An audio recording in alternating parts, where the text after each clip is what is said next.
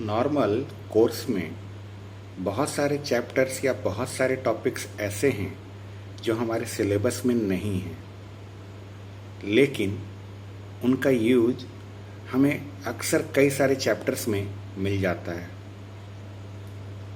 अब से हर संडे को ऐसे ही किसी छोटे मोटे टॉपिक को लेकर उसके बारे में हम हर संडे को डिस्कस करेंगे। ऐसे चैप्टर्स जो हमारे सिलेबस में तो नहीं हैं, बुक में हमारे सिलेबस में नहीं हैं, लेकिन उनका यूज बहुत सारे चैप्टर्स में होता है। ऐसे चैप्टर्स, ऐसे टॉपिक्स का डिस्कशन अब हम हर एक संडे को करेंगे।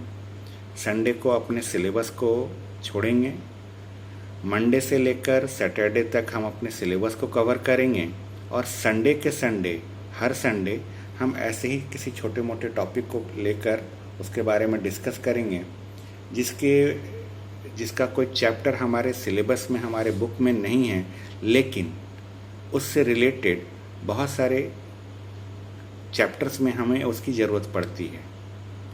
आज हम शुरुआत करने वाले हैं लॉगरिथम का। लॉगरिथम एक ऐसा टॉपिक है जिसके ऊपर आपके सिलेबस में एक भी चैप्टर नहीं मिलेगा आपको।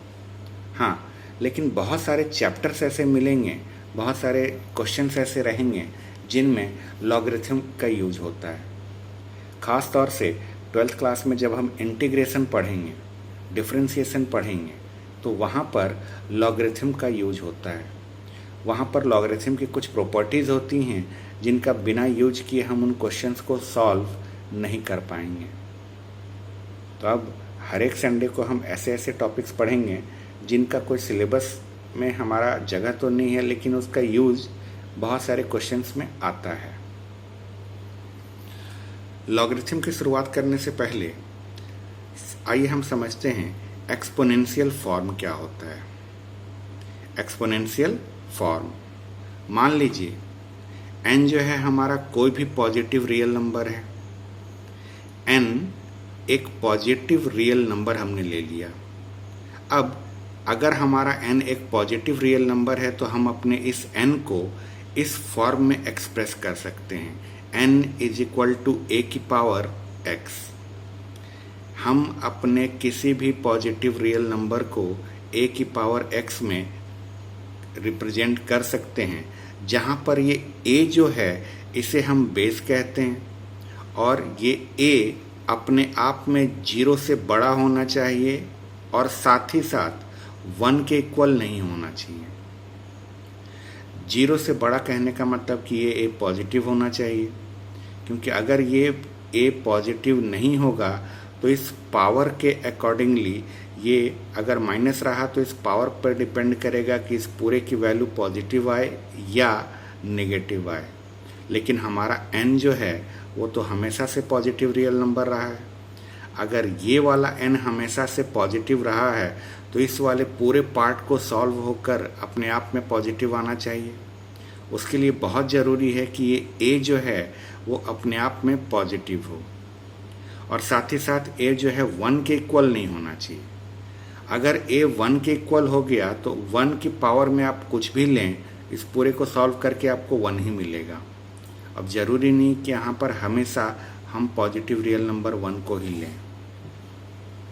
और इसमें x जो होता है, इस x को हम पावर के नाम से जानते हैं, इंडेक्स के नाम से जानते हैं, या इसी को एक्सपोनेंट के नाम से भी जाना जाता है। आप कहीं पर अगर पावर वर्ड सुने, एक्सपोनेंट सुने या इंडेक्स सुने तो उसका मतलब ये x है। अब ये जो हमारा एक्सप्रेशन है n = a की पावर x, इसे हम एल्जेब्रिक एक्सप्रेशन के नाम से जानते हैं। इसी एल्जेब्रिक एक्सप्रेशन को हम लॉगरिथम के फॉर्म में, लॉग के फॉर्म में लिखते हैं, log n to the base a। यहाँ पर थोड़ा ध्यान से समझिएगा, यहाँ पर ये जो a है ये बेस कहलाता है। किसका बेस? लॉग का। लॉग हम ले किसका रहे हैं? n का। लॉग यहाँ हम n का ले रहे हैं, लेकिन लॉग का बेस कौन है? a है। इस a को log के साथ साथ आपका n लिखा हुआ है, लेकिन ये a जो है इस log और n के थोड़ा सा नीचे लिखा जाता है। लिखते समय कभी भी ये a जो है log के साथ नहीं लिखा जाता, इसे बस थोड़ा सा नीचे लिखते हैं। ये जो हमारा एक्सप्रेशन था n इक्वल टू a की पावर x, ये हमारा एल्जेब्रिक एक्सप्रेशन है, और इस एल्जेब्रिक एक्सप्रेशन को जब हम log के फॉर्म में चेंज करते हैं तो हम उसे लिखते हैं log n to the base a is equal to x, और इसे पढ़ा जाता है log of n to the base a is equal to x। अब ये जो हमारा लॉगरिथमिक फॉर्म है, इस लॉगरिथमिक फॉर्म को और ये जो हमारा एल्जेब्रिक फॉर्म है, इस एल्जेब्रिक फॉर्म को आप अलग अलग ना समझें। दोनों एक ही चीज़ें हैं, बस लिखने का तरीका अलग है। ये हमारा एल्जेब्रा के फॉर्म में लिखा है और ये हमारा लॉग के फॉर्म में लिखा है। होता क्या है, लॉग के फॉर्म में जब भी कोई चीज़ लिखा जाता है तो उसे हम नॉर्मल एल्जेब्रा के फॉर्म में अगर कन्वर्ट करना चाहें तो बड़े आराम से उसे कर सकते हैं। करने के लिए हम हमेशा बेस से स्टार्ट करते हैं। बेस में जो भी लिखा रहे उसके पावर में यहाँ वाले को रखना है और इज इक्वल टू के बाद इसे लेना है।